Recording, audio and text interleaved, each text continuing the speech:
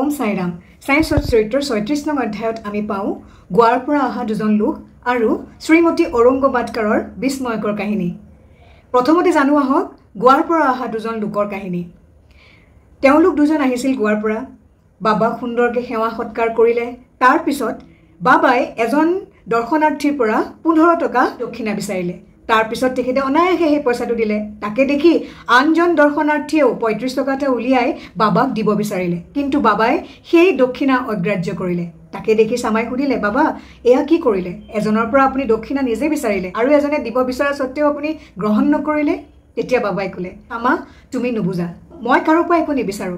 মছজিদ মায়ে কয় মানুহে যি ধাৰ কৰে সেয়া ধাৰ শোধ কৰিবই লাগিব আৰু তাকে কৰিলে দাঁতামুক্ত হয়। বাবাই ক'লে, মোৰ কি সংসাৰ আছে নে মোৰ পত্নী আছে যে মই এই দক্ষিণাৰে মোৰ পৰিয়াল পোহপাল দিম? মোৰ একোৰে প্ৰয়োজন নাই। মই চিৰমুক্ত। ধাৰ, শত্ৰুতা আৰু হত্যাৰ প্ৰায়শ্চিত্ত কৰিবই লাগিব। ইয়াৰ পৰা ৰেহাই নাই। বাবাই এক আপোন ভংগীমাৰে কথা কিছুমান ক'বলৈ আৰম্ভ কৰিলে। প্ৰথমতে তেওঁ খুব দুখীয়া আছিলে। যেতিয়া ভগৱানৰ ওচৰত অংগীকাৰ কৰিলে যাতে তেওঁৰ এটা চাকৰি হয়, চাকৰি হ'ল আৰু তেতিয়াই ভাবিলোঁ যে প্ৰথম দৰমহাটো মই ভগৱানৰ ওচৰতেই অৰ্পণ কৰিম। ১৫ টকা দৰমহা পাইছিলে। তাৰপিছত ক্ৰমে উন্নতি হৈ আহিবলৈ ধৰিলে। ১৫ টকাৰ পৰা ৩০ টকা, ৩০ টকাৰ পৰা ৬০ টকা, ৬০ টকাৰ পৰা ১০০ টকা, ১০০ টকাৰ পৰা ২০০ টকা আৰু এতিয়া বৰ্তমান ৭০০ টকা মাহিলী দৰমহা হ'লগৈ। স্বচ্ছলতাৰ মাজত পৰি তেখেতৰ যি পৰিকল্পনা আছিল ভগৱানৰ ওচৰত সেয়া পাহৰিয়েই গ'ল। কৃতকৰ্মৰ এনেকুৱাই আকৰ্ষণ যে তেওঁ ইয়াত আহি উপস্থিত হ'লহি। ইয়াতে আৰু এটা কাহিনী কোৱা যাওক। সাগৰৰ উপকূল ভাগত মই ঘূৰি ঘূৰি ডাঙৰ অট্টালিকাৰ সন্মুখত উপস্থিত হ'লোঁ। তাৰ বাৰাণ্ডাতে বহি আছোঁ।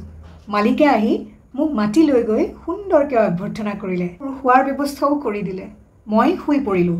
যেতিয়া গভীৰ টোপনি গ'লোঁ, তাৰপিছত তেখেতে দেৱাল ভাঙি আহি মোৰ পকেট কাটি মোৰ পকেটৰ পৰা ৩০,০০০ টকা চুৰি কৰিলে। দুখে বেজাৰে মই কান্দিব ধৰিলোঁ। গোটেইখিনিয়ে আছিল কাগজৰ নোট। মোৰ মনলৈ আহিল নিশ্চয় সেই ব্ৰাহ্মণেই চুৰি কৰিছে। স্বাভাৱিকতে মোৰ পেটৰ ভোক নোহোৱা হৈ গ'ল। ১৫ দিন সেই বাৰাণ্ডাতে পৰি থাকিলোঁ আৰু হাই হাই কৰি বিলাপ কৰিলোঁ।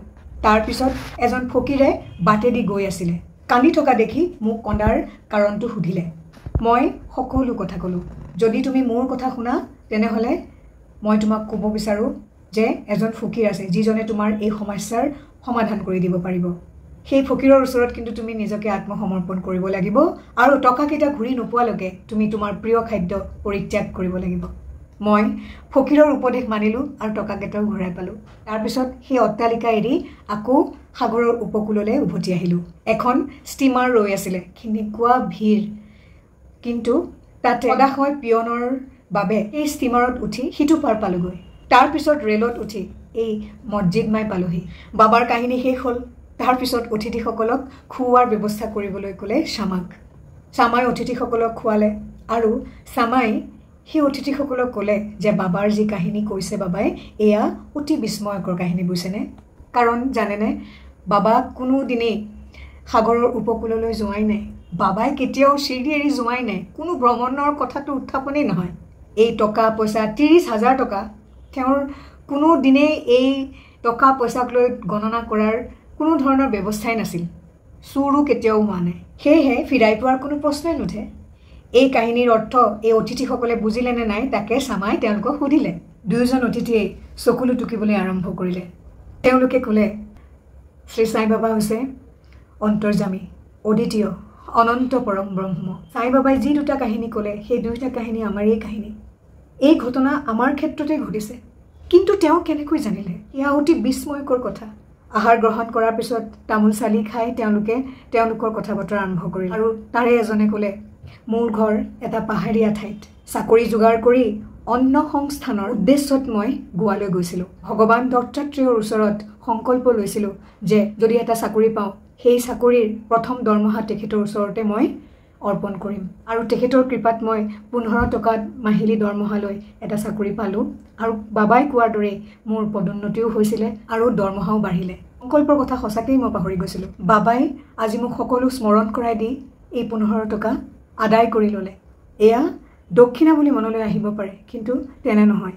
এয়া হৈছে পুৰণা ধাৰ সুদ আৰু এটা দীৰ্ঘ বিস্মিত প্ৰতিশ্ৰুতি পালন আচলতে সাই বাবাৰ নীতি অনুসাৰী সাই বাবাই কেতিয়াও অৰ্থ ভিক্ষা নকৰে আৰু কোনো ভক্তকে অৰ্থ ভিক্ষা কৰিবলৈ নিদিয়ে আধ্যাত্মিক উন্নতিৰ ক্ষেত্ৰত এই অৰ্থক বাধা আৰু বিপদ বুলি মানা হয় ভক্তসকলক ইয়াৰ কবলত পৰিবলৈ নিদিয়ে এই বিষয়ত ভগত মালসাপতি এটা উদাহৰণ ভগত মালসাপতি আছিল খুব দুখীয়া খোৱা বোৱাটো তেখেতৰ অসুবিধা হৈছিল সাই বাবাই তেখেতক ধন ঘটিবলৈ বা সাঁচিবলৈ কেতিয়াও উপদেশ দিয়া নাছিল নাইবা দক্ষিণালব্ধ অৰ্থৰ পৰাও তেখেতক সাই বাবাই একোৱে দিয়া নাছিল এবাৰ হংসৰাজ নামৰ এজন দয়ালু ব্যৱসায়ীয়ে মালসাপতিক দিব বিচাৰিছিল অলপ বেছিকৈ অৰ্থ কিন্তু বাবাই সেই অৰ্থ তেখেতক ঘূৰাই দিবলৈ ক'লে মালসাপতিক ল'বলৈ নিদিলে তাৰ পিছত দ্বিতীয়জন অতিথিয়ে ক'বলৈ ধৰিলে ৩৫ বছৰ ধৰি আমাৰ ঘৰতে কাম কৰিছিল এজন ব্ৰাহ্মণ ৰান্ধনী দুৰ্ভাগ্যবশতঃ অসৎ পথেৰে পৰিচালিত হৈছিল আৰু ঠিক সাই বাবাই কোৱাৰ দৰে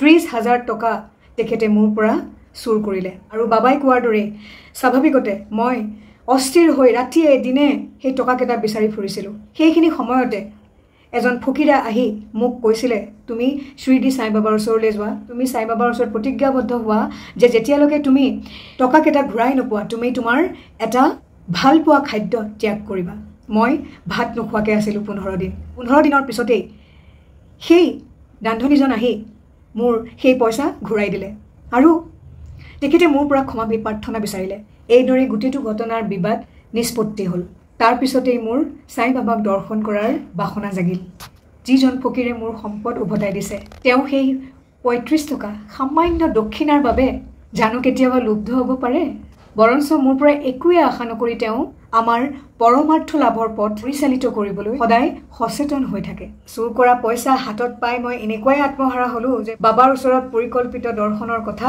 পাহৰিয়ে থাকিলোঁ তাৰ পিছত যেতিয়া মই কুলাবাত আছো তেতিয়া এদিন ৰাতি সাই বাবাক সপোনত দেখিলোঁ তেওঁ মোক শিৰডি যাত্ৰাৰ কথা মনত পেলাই দিলে মই গোৱালৈ গ'লোঁ আৰু তাৰ পৰা ষ্টিমাৰত উঠি বম্বে হৈ শিৰডিলৈ অহাটো স্থিৰ কৰিলোঁ কিন্তু বন্দৰত গৈ দেখা পালোঁ ষ্টিমাৰত অতি ভিৰ জেগাই নাই কেপ্টেনে মোক অনুমতি নিদিলে কিন্তু কি আচৰিত পিয়নৰ মধ্যস্থতাত মই ঠাই পালোঁ আৰু বম্বে পালোঁগৈ তাৰ পৰা ৰেলত উঠি ইয়ালৈ আহিলোঁ মই এই ক্ষেত্ৰত নিশ্চিত যে সাই বাবা সৰ্বজ্ঞ আৰু সৰ্বব্যাপ্ত আমি কোন ক'ত আমাৰ ঘৰ বাৰী কি সৌভাগ্য চিন্তা কৰকচোন আমাৰ যে তেওঁ মোৰ অৰ্থ পুনৰুদ্ধাৰ কৰি দিলে বাবাই নিজে ওচৰলৈ টানি লৈও আহিলে তেতিয়া তেখেতে ক'লে আপোনালোক এই শ্ৰীদিৰ লোকসকল আমাতকৈ অতি উন্নত কাৰণ বাবা ইমান বছৰে ধৰি হাঁহি ধেমালি কৰি আপোনালোকৰ মাজতেই জীৱন কটাইছে খেলা ধূলা কথা বতৰা সকলো আপোনালোকৰ লগতেই কৰি আহিছে মোৰ ভাৱ হয়